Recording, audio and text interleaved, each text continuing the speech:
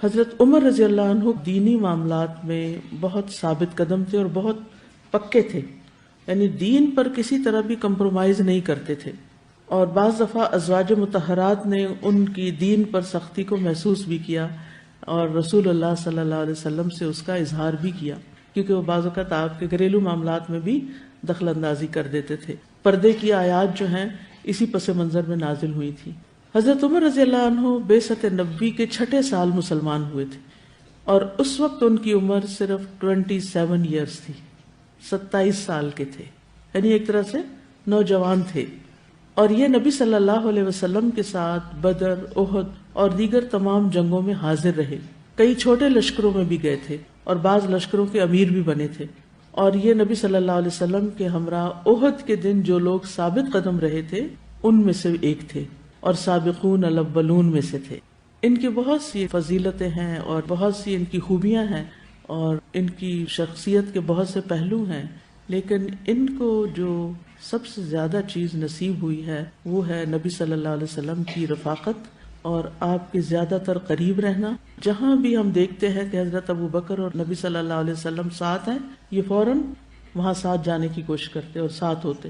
یہی وجہ ہے کہ ہم دیکھتے ہیں کہ اللہ سبحانہ و تعالیٰ نے ان کی اس خواہش، ان کی اس محبت کو قبول کیا اور مرنے کے بعد بھی ان کو نبی صلی اللہ علیہ وسلم کے قریب دفن ہونے کا موقع ملا۔ یہ سعادت اور یہ نعمت ہر ایک کو نہیں ملتی، یہ بہت بڑا درجہ ہے اور بہت بڑی سعادت ہے۔ حدیث میں آتا ہے کہ نبی صلی اللہ علیہ وسلم ان کے اسلام لانے سے پہلے فرمایا کرتے تھے، یا اللہ ابو جہل اور عمر بن خطاب میں سے جو تجھے زیادہ پسند ہو اس سے اسلام کو تقویت پہنچا، کیونکہ یہ کبھی تھے، بہادر تھے۔ راوی فرماتے ہیں چنانچہ عمر رضی اللہ عنہ ہی اللہ کے نزدیک محبوب نکلے کہ اللہ سبحانہ و تعالیٰ نے ان کو ہدایت دے دی۔ ابو بکر رضی اللہ عنہ کے بعد یہ ایک بہترین انسان تھے۔ ابن عمر کہتے ہیں کہ نبی صلی اللہ علیہ وسلم کے زمانے میں جب ہمیں صحابہ کے درمیان انتخاب کے لیے کہا جاتا تو سب میں افضل ہم ابو بکر رضی اللہ عنہ کو قرار دیتے، پھر عمر بن خطاب کو، پھر عثمان رضی اللہ عنہ کو، اور پھر سوان حضرت علی رضی اللہ عنہ اور دیگر صحابہ کو۔ اللہ سبحانہ تعالیٰ کے علاوہ یہ نبی صلی اللہ علیہ وسلم کو بھی بہت محبوب تھے۔ عمر بن العاص سے روایت ہے کہ نبی صلی اللہ علیہ وسلم نے انہیں غزوہ ذات السلاسل کا امیر بنانے کے لیے بلا بھیجا۔ وہ کہتے ہیں میں آپ کی خدمت میں حاضر ہوا، میں نے پوچھا، یعنی جب ان کو ایک اہم پوزیشن دی گئی تو انہیں تھوڑی ہمت ہوئی، انہوں نے نبی صلی اللہ علیہ وسلم سے پوچھا آپ کو سب سے زیادہ محبت کس سے ہے؟ آپ نے فرمایا عائشہ سے۔ وہ کہتے ہیں میں نے پوچھا اور مردوں میں سے؟ آپ نے فرمایا عائشہ کے باپ سے۔ میں نے پوچھا اس کے بعد؟ فرمایا عمر بن خطاب سے۔ تو وہ کہتے ہیں کہ میں نے سوچا کہ کاش میں یہ سوال نہ ہی کرتا، کیونکہ ان کا خیال تھا کہ شاید آپ صلی اللہ علیہ وسلم ان کے بارے میں یہ فرمائیں گے، کیونکہ اس کی ایک وجہ یہ بھی تھی کہ آپ صلی اللہ علیہ وسلم کا صحابہ کے ساتھ ایسا تعلق تھا کہ ہر ایک یہ سمجھتا تھا کہ آپ سب سے زیادہ اسی سے محبت کرتے ہیں، اور یہ آپ کی توجہ دینے کی وجہ سے تھا، یعنی آپ اپنے ساتھیوں پر توجہ دیتے تھے، ان کا خیال رکھتے تھے۔ عمر رضی اللہ عنہ کے اسلام قبول کرنے سے مسلمانوں کو عزت ملی۔ آپ کا قبول اسلام کی ایک بہت بڑی فتح تھی اور اس سے لوگوں کو ہجرت میں مدد ملی۔ اسی طرح مسلمانوں کو کعبہ میں نماز پڑھنے کا موقع ملا۔ عبداللہ بن مسعود کہتے ہیں ہم کعبہ کے پاس نماز پڑھنے کی قدرت نہ رکھتے تھے، یہاں تک کہ عمر رضی اللہ عنہ مسلمان ہو گئے، اور جب حضرت عمر مسلمان ہو گئے تو انہوں نے قریش سے لڑائی کی، یہاں تک کہ کعبہ کے پاس جا کر نماز پڑھی، اور ہم نے بھی پھر ان کے ساتھ پڑھی، کیونکہ انہوں نے چیلنج کیا تھا نا، ہے کوئی پھر جو آگے آئے میں اسے نبٹ لوں گا۔ دین میں بہت شدید تھے۔ نبی صلی اللہ علیہ وسلم نے فرمایا میری امت میں سے میری امت پر سب سے زیادہ مہربان ابو بکر ہیں، اور اللہ کے دین کے معاملے میں سب سے زیادہ سخت عمر ہیں۔ ان کی زبان اور دل پر حق جاری ہوتا تھا۔ رسول اللہ صلی اللہ علیہ وسلم نے فرمایا اللہ نے عمر کے دل اور زبان پر حق جاری کر دیا ہے۔ ابن عمر فرماتے ہیں کوئی واقعہ ایسا نہیں جس میں عمر رضی اللہ عنہ اور دوسرے لوگوں نے کوئی رائے دی ہو اور قرآن عمر رضی اللہ عنہ کے قول کی موافقت میں نہ اترا ہو، یعنی وہ حضرت عمر کی رائے کے مطابق نازل ہو جاتا، یعنی اس خاص مسئلے میں۔ شیطان بھی ان سے ڈرتا تھا۔ صحیح بخاری کی روایت ہے رسول اللہ صلی اللہ علیہ وسلم نے حضرت عمر سے فرمایا اے ابن خطاب، مجھے اس ذات کی قسم جس کے ہاتھ میں میری جان ہے، اگر تمہیں شیطان راستے میں چلتا ہوا دیکھ لے تو وہ اپنا راستہ تبدیل کر کے دوسرے راستے پہ چلنے لگتا ہے، یعنی تمہارے قریب نہیں آنا چاہتا، وہ ڈرتا ہے تم سے۔ رسول اللہ صلی اللہ علیہ وسلم نے فرمایا، میں شیطان جنوں اور شیطان انسانوں کو دیکھتا ہوں، وہ عمر سے بھاگ جاتے ہیں۔ بہت باروب تھے۔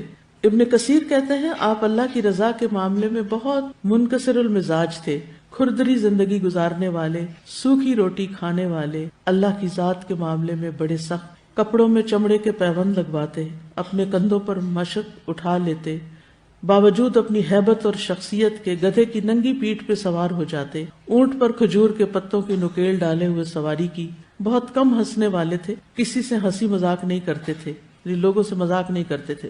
ان کی انگوٹھی کے نگینے پر یہ نقش تھا، اے عمر، موت ہی نصیحت کرنے کو کافی ہے۔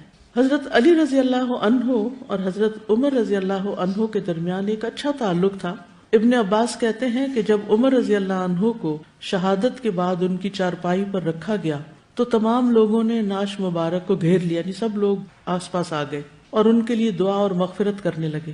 نعش ابھی اٹھائی نہیں گئی تھی، میں بھی وہیں موجود تھا۔ اسی حالت میں اچانک ایک صاحب نے میرا شانہ پکڑ لیا، کندھا پکڑا، میں نے دیکھا تو وہ علی رضی اللہ عنہ تھے۔ پھر انہوں نے حضرت عمر رضی اللہ عنہ کے لیے دعائے رحمت کی اور ان کی نعش کو مخاطب کر کے کہا، آپ نے اپنے بعد کسی بھی شخص کو نہیں چھوڑا کہ جسے دیکھ کر مجھے یہ تمنا ہوتی کہ اس کے عمل جیسا عمل کرتے ہوئے میں اللہ سے جا ملوں، اور اللہ کی قسم مجھے تو پہلے سے یقین تھا کہ اللہ آپ کو آپ کے دونوں ساتھیوں کے ساتھ ہی رکھے گا، یعنی آپ انہی دو کے ساتھ ہوں گے۔ میرا یہ یقین اس وجہ سے تھا کہ میں نے اکثر نبی صلی اللہ علیہ وسلم کی زبان سے یہ الفاظ سنے تھے کہ میں، ابو بکر اور عمر گئے، یعنی کسی بھی کام پر، کسی بھی جگہ پر، میں، ابو بکر اور عمر داخل ہوئے، میں، ابو بکر اور عمر باہر آئے، یعنی نبی صلی اللہ علیہ وسلم حضرت ابو بکر کے ساتھ ان کا بھی ذکر کیا کرتے تھے۔ اب آپ دیکھیے کہ بعض اوقات غلط پروپیگنڈے کی وجہ سے ایسے صحابہ کو بدنام کیا جاتا ہے اور ان کی قدر گھٹائی جاتی ہے، جن کو اللہ نے رسول اللہ صلی اللہ علیہ وسلم کی معیت، صحبت، ساتھ دنیا میں بھی دیا اور موت کے بعد بھی دیا۔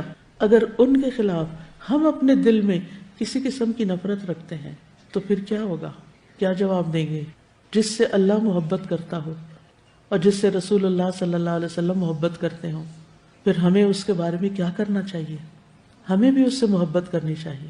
ہم وہ دعا مانگتے ہیں نا، اللہم ارزقنا حبک وحب من یحبک وحب عمل یقربنا الی حبک۔ تو جن سے اللہ محبت کرتا ہے نا، وہ اللہ سے بھی محبت کرتے ہیں۔ یہ قرآن مجید میں آتا ہے یحبہم ویحبونہ، وہ ان سے محبت کرتا ہے، وہ اس سے محبت کرتے ہیں۔ رضی اللہ عنہم ورضوا عنہ، اللہ ان سے راضی ہو گیا اور وہ اللہ سے راضی ہو گئے۔ اللہ جن سے راضی ہو جائے، ہمیں بھی ان سے راضی رہنا چاہیے۔